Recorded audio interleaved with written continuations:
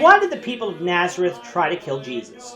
This is the question that we seek to answer today as we continue our verse-by-verse study of the book of Luke on Walking Through the Bible.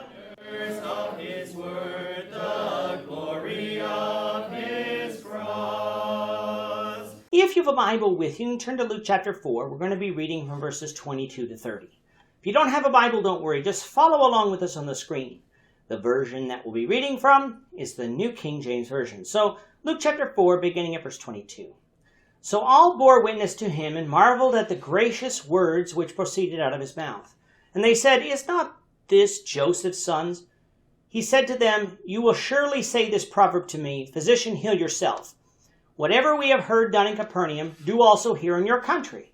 Then he said, Surely I say to you, no prophet is accepted in his own country. But I tell you truly, many widows were in Israel in the days of Elijah, when the heaven was shut up 3 years and 6 months, and there was a great famine throughout all the land. But to none of them was Elijah sent except Zarephath, in the region of Sidon, to a woman who was a widow. And many lepers were in Israel in the time of Elisha the prophet, and none of them was cleansed except Naaman the Syrian.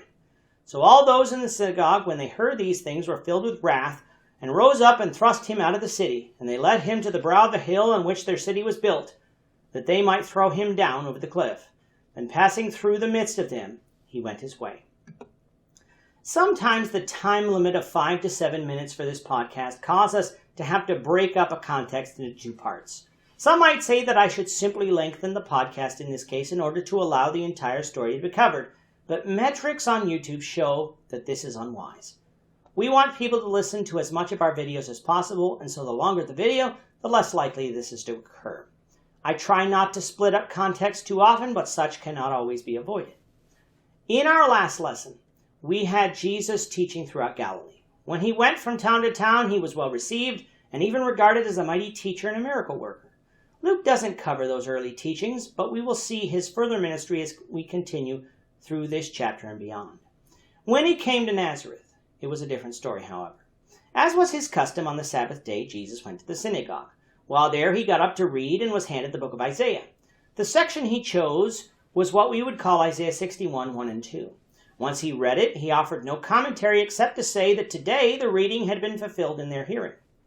What that reading was talking about was an anointed of God, one who the Spirit of God was upon, bringing a message of salvation to the people. Jesus was claiming to be that person. This saying astonished the people of Nazareth. Why? Well, verse 22 said that they were amazed because they knew that Jesus was Joseph's son. The people in other towns in Galilee didn't know who Jesus was. They didn't grow up with him. The same is often true of preachers today. Preachers, even ones who have quite a bit of fame, aren't intimately known in every town or city they visit. Only those of your hometown, where your family lived while you grew up, might even know you. And even then, only a small subset will. Jesus might have grown up going to the synagogue every Sabbath day, and now he was going to come and tell them that he was the fulfillment of Isaiah 61. In Capernaum, this may have been accepted, but not in Nazareth. What's more, it seems that Jesus wasn't even performing the miracles that he performed everywhere else, which I'm sure also perturbed the people of Nazareth. Jesus, seeing their amazement, explains to them that one day they would tell him, the physician, heal yourself.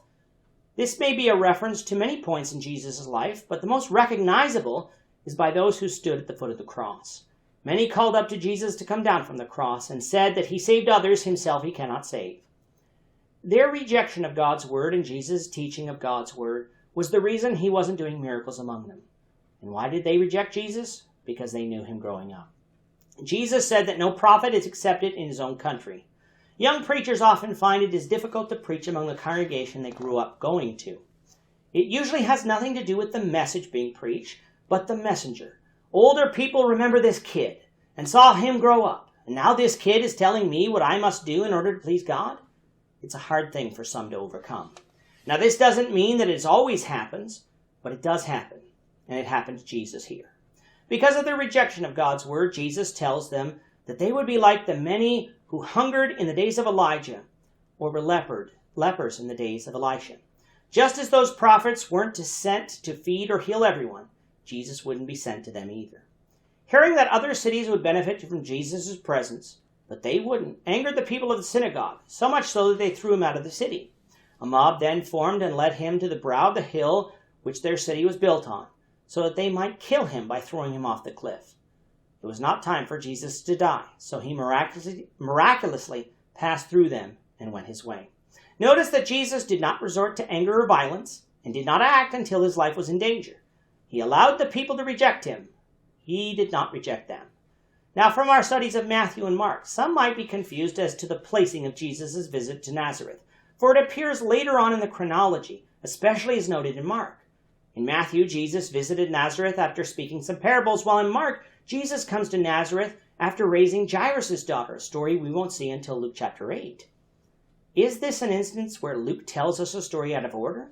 I don't believe so, for if you read the other two Gospels closely, although the stories were similar, they weren't exactly the same. Yes, Jesus taught in the synagogues, but Luke specifically mentions what Jesus taught, while Matthew and Mark are silent on what Jesus taught. Now, this isn't definitive, for the lack of information isn't necessarily proof.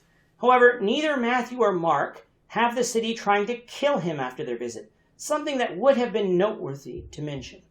Therefore, we can conclude that Jesus visited Nazareth on multiple occasions, with this story in Luke being his first visit during his ministry. With that, our time is up for today. The Lord willing, we hope you'll join us for tomorrow's discussion of Luke chapter 4, verses 31 to 37, as we continue our walk through the Bible, one verse at a time. Thank you for watching today's episode. We hope that you found it edifying and ask that you not only subscribe to our channel and podcast, but that you like and share this episode among your friends, so that the saving gospel of Jesus Christ can go out to the whole world.